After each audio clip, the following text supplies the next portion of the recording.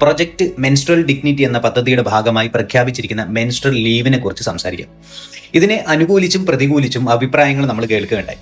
അനുകൂലിക്കുന്നവർ പറയുന്നത് ഇത് ചരിത്രപരമായ ഒരു ഉത്തരവ് എന്നാണ്. ഏതർത്ഥത്തിലാണ് എന്ന് മാത്രം പറഞ്ഞാൽ കൊള്ളാം. വലിയൊരു നവോത്ഥാനം നടത്തുന്നു എന്നതാണ് ഉദ്ദേശിക്കുന്നതെങ്കിൽ ഒട്ടും ദീർഘദൃഷ്ടിയില്ലാതെ എടുത്ത തീരുമാനമാണ് ഇതെന്ന് പറയേണ്ടി വരും. ഇവിടുത്തെ സ്ത്രീപക്ഷവാദികൾ ഈ ഉത്തരവിനെ പറ്റി പൊക്കിയടിക്കുമ്പോൾ എന്താണ് നിങ്ങൾ ഈ അവധി കൊടുക്കുന്നത് കൊണ്ട് ഉദ്ദേശിക്കുന്നതെന്നും എങ്ങനെയാണ് ഇത് നടപ്പിലാക്കാൻ പോകുന്നത് എന്നും ആലോചിച്ചിട്ടുണ്ടോ?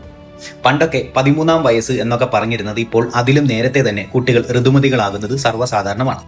അപ്പോൾ മെൻസ്ട്രൽ ലീവ് എന്നത് സ്കൂൾ തലം മുതൽ തന്നെ തുടങ്ങേണ്ടി വരും എന്നർത്ഥം.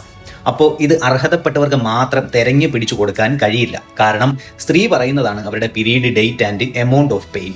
കാരണം തീയതി പോലും ചിലർക്ക് കൃത്യമായി വരാറ് കൂടിയില്ല. ചില സ്ത്രീകൾക്ക് ബ്ലഡ് ഫ്ലോ 5 മുതൽ 7 ദിവസം വരെ നിൽക്കാറുമുണ്ട്. ചിലർക്കാണെങ്കിൽ അത് 4 ദിവസവും ആകുമ്പോഴേക്കും നോർമലും ആകും. ഇതിന്റെ കൂടെ തന്നെ കടുത്ത വയറുവേദന, ഛർദി, ശരീരവേദന, തലകറക്കം എന്നിവയും ഉണ്ടാകും. പരസ്യങ്ങളിൽ മാത്രമേ ഒറ്റ പാഡ് കൊണ്ട് നീണ്ടു നിൽക്കുന്ന സുരക്ഷ എന്നൊക്കെ അടിച്ചുവിടാൻ പറ്റൂ. എന്നാൽ അനുഭവങ്ങൾ നേരെ മറിച്ചാണ് എന്ന് സ്ത്രീകൾക്ക് തന്നെ അറിയാം. കൂടാതെ ബ്ലഡ് ഫ്ലോ അനുസരിച്ച് ഒരു ദിവസം മിനിമം 4 പാഡ് വരെ മാറി വെക്കേണ്ടിയും വരും. ബുദ്ധിമുട്ടുകൾ ഉള്ളവർക്കെല്ലാം ആ ദിവസം അവധി കൊടുക്കണം. അത് നല്ല കാര്യം തന്നെ, തർക്കമില്ല. പക്ഷേ അത് എത്ര ദിവസം എന്ന് ഫിക്സ് ചെയ്ത് മുന്നോട്ട് പോകാൻ കഴിയില്ല എന്നതാണ് കാര്യം. അതിൽ തന്നെ ഈ അവധി ആവശ്യമില്ലാത്തവർക്കും അപ്പോൾ ഉപയോഗിക്കാൻ സാധിക്കുന്ന അവസ്ഥ ഉണ്ടാകും എന്നതിൽ സംശയം വേണ്ട. അങ്ങനെയുള്ള വിദ്യാർത്ഥികൾക്ക് അവധിയെടുത്ത് വീട്ടിലിരിക്കാൻ ഒരു കാരണം കൂടി തുറന്നു കിട്ടുന്നു എന്ന് സാരം. ഇന്നും വിദ്യാർത്ഥികൾ പീരീഡ്സിന്റെ ആദ്യ ദിവസങ്ങളിൽ ബുദ്ധിമുട്ടുകൾ സഹിക്കാൻ കഴിയാതെ വന്നാൽ സ്കൂളിൽ വരാതെ ഇരിക്കാറുണ്ട്. സ്കൂളിൽ വന്നതിന് ശേഷം വയ്യാതെ വന്നാൽ വീട്ടിൽ നിന്നും ആൾ വന്ന് അവരുടെ കൂടെ പോകാറുണ്ട്. ഇത് വിദ്യാലയങ്ങളിൽ മാത്രം ഒതുങ്ങി നിൽക്കില്ല എന്ന ബോധ്യമാണ് നമുക്ക് ഉണ്ടാവേണ്ടത്. തൊഴിലിടങ്ങളിലേക്ക് വരാം.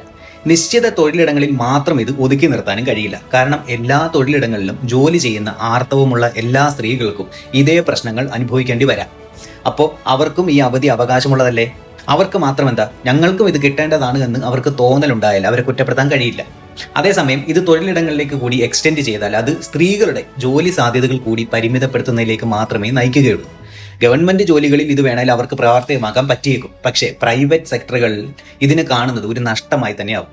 കാരണം 30 പ്രവൃത്തി ദിവസങ്ങളിൽ സാധാ സിക്ക് ലീവ് കൂടാതെ 3 ദിവസം വീണ്ടും ലീവ് കൊടുക്കുക എന്നത് ആ സ്ഥാപനത്തിന് ചിന്തിക്കാൻ കഴിയുന്ന ഒന്നാകണമെന്നില്ല. ഇനി ഇതൊരു പെയ്ഡ് ലീവ് ആക്കണമെന്ന ആവശ്യം ശക്തിപ്പെട്ടു വന്നാൽ അത് പിന്നീട് സ്ത്രീകളുടെ തന്നെ സാധ്യതയും അവസരവും നഷ്ടപ്പെടുത്തും എന്നല്ലാതെ വേറെ ഗുണമുണ്ടാകാൻ പോകുന്നില്ല. തൊഴിലുടമകൾ പിന്നീട് സ്ത്രീകളെ റിക്രൂട്ട് ചെയ്യാൻ മടിക്കുന്ന അവസ്ഥ ഉണ്ടാകുക തന്നെ ചെയ്യും. കാരണം അവർക്കത് ഒരു സാമ്പത്തിക ബാധ്യതയും അവരുടെ പ്രൊഡക്ടിവിറ്റി കുറയുമെന്ന ഭയവും അവരിൽ ഉളവാക്കും. ഞങ്ങൾ എന്തിനു സ്വന്തം മാൻ പവറും പ്രൊഡക്ടിവിറ്റിയും കോംപ്രമൈസ് ചെയ്യണമെന്ന് ഒരു തൊഴിലുടമ ചിന്തിച്ചാൽ അയാളെ നിങ്ങൾ എങ്ങനെ കുറ്റം പറയും? ഒരു തൊഴിലുടമയുടെ കണ്ണിലൂടെ നോക്കിയാൽ മാത്രമേ നിങ്ങൾക്കിത് മനസ്സിലാകൂ. ഇത് സ്ത്രീകളെ തൊഴിലിടങ്ങളിൽ വീണ്ടും പിന്നോട്ട് മാറ്റി നിർത്താൻ സഹായിക്കുമെന്ന് പിന്നെ പറയേണ്ടതില്ലല്ലോ. ഇതിന്റെ എക്കണോമിക് കോൺസിക്വൻസസ് കൂടി മനസ്സിലാക്കി വേണം നമ്മൾ കമന്റുകൾ പറയാൻ. അല്ലാതെ അവശതയുള്ളവരെ സംരക്ഷിക്കുക എന്ന മഹത്തായ ലക്ഷ്യമെന്ന പുരോഗമന കുടലിൽ കൂടെ മാത്രം കാര്യങ്ങൾ നോക്കിക്കാണാതെ ഇതിന്റെ പ്രായോഗികത കൂടി ചിന്തിച്ചു വേണം കാര്യങ്ങളെ നോക്കിക്കാണേണ്ടത്. ഇതിനെക്കുറിച്ചുള്ള നിങ്ങളുടെ അഭിപ്രായങ്ങൾ എന്താണ്? കമന്റ് ബോക്സിൽ എഴുതുക.